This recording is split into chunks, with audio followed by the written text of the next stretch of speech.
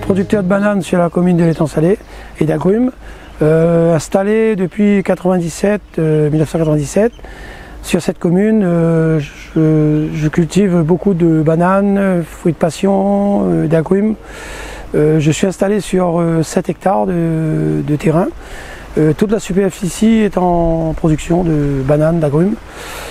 Donc la contenance de les bananes, je suis sur 4 hectares de bananes, 2,96 d'agrumes et 2000 m² de sous-abri climatique en fruits de passion. Installé sur la banane, je travaille sur une variété Vitroplan depuis une bonne dizaine d'années. C'est une variété qu'on achète directement avec une pépinière en passant par notre coopérative. C'est des plants in vitro qu'on les met en terre, ils ont une production facilement après avoir planté entre 5 et 6 mois. Une production qui est vraiment très bien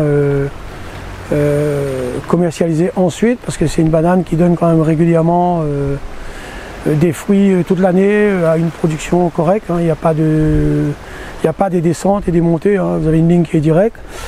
Donc après on va partir sur les agrumes. J'ai une 4000 m² de convava, on va dire 300 pieds de convava.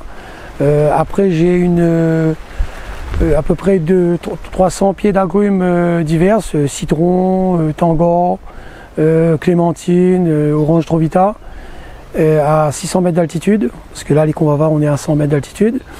Et aussi des fruits de passion que on les a mis sous abri climatique, comme je suis installé en bio, donc pour les mouches des fruits, pour les maladies. Donc on a mis les fruits de passion sur les sous-abris climatiques. Donc j'ai à peu près 60 pieds de fruits de passion sur 1000 m². Donc c'est une variété aussi faite chez une pépinière bio. Donc c'est des plants traités, je veux dire, on n'a pas de problème de maladie sous le sous-abri climatique, mais on ne peut pas le mettre à l'extérieur du sous-abri. Voilà, nous on revient sur la banane, au niveau maladie qu'on a sur les bananes à La Réunion, c'est depuis que, c'est à peu près 1 an je crois, ou 2 ans, on est attaqué par le fréquel, c'est la maladie noire que vous voyez sur les sur les mains de bananes.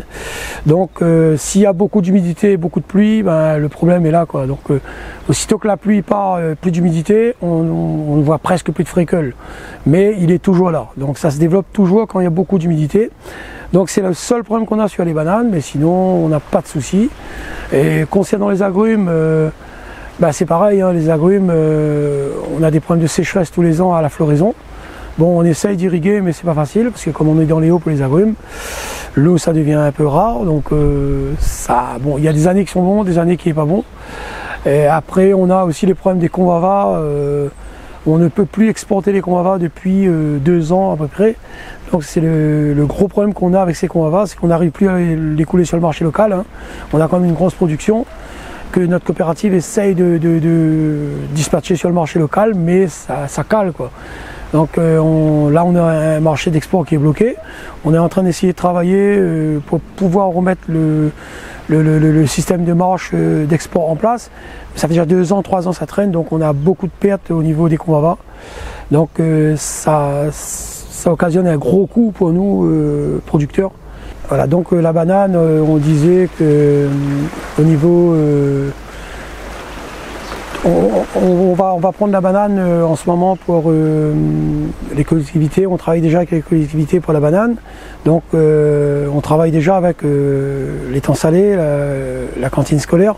Et on aimerait bien que aussi toutes les gens de l'Étang-Salé se tournent un peu sur nos produits, sur notre commune, quoi. Parce qu'on a quand même des bons produits chez nous. À Étang-Salé, on a des convavas, on a des citrons, on a des oranges, la banane c'est un produit fort, c'est comme la tomate.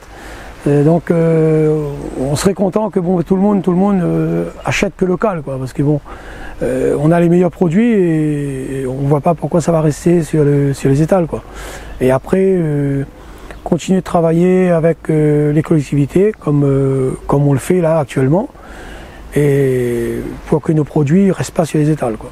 Donc comme je vous disais tout à l'heure, je me suis installé en 1997 dans l'agriculture. Donc moi je viens d'une famille agriculteur, donc il y a mon arrière-grand-père était agriculteur, mon grand-père était agriculteur, mon papa agriculteur. Donc moi aussi, ben voilà, agriculteur en 97, je me suis installé.